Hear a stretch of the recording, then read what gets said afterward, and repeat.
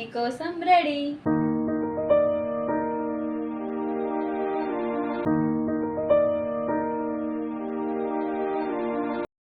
2 గంటల పాటు నానబెట్టుకున్న శనగపప్పు, కరివేపాకు, గరం మసాలా, సాల్ట్, కారం, పచ్చిమిర్చి, ఆనియన్, తెల్లుల్లి, పసుపు, చికెన్.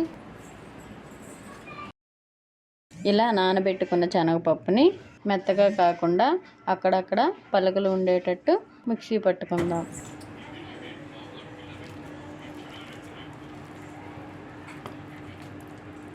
అలానే చికెన్ కూడాను మరీ మెత్తగా కాకుండా శనగపప్పులానే మిక్సీ పట్టుకోవాలన్నమాట.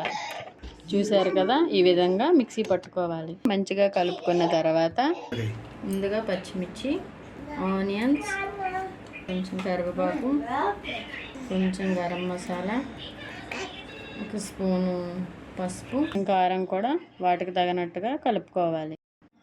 వాటికి తగినంత సాల్ట్, అల్లం వెల్లుల్లి పేస్టు అన్నీ వేసిన తర్వాత ఈ విధంగా కలుపుకోవాలి.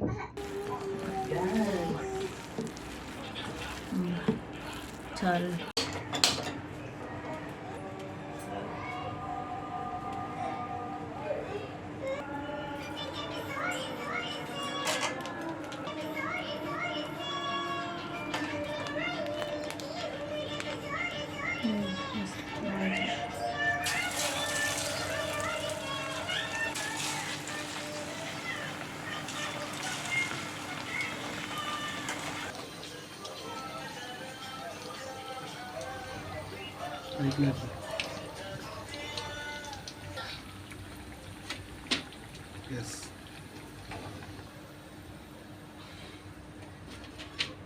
మీరు ఎంతగానో ఇష్టపడిన వేడి వేడి చికెన్ గారెలు మీకోసం రెడీ.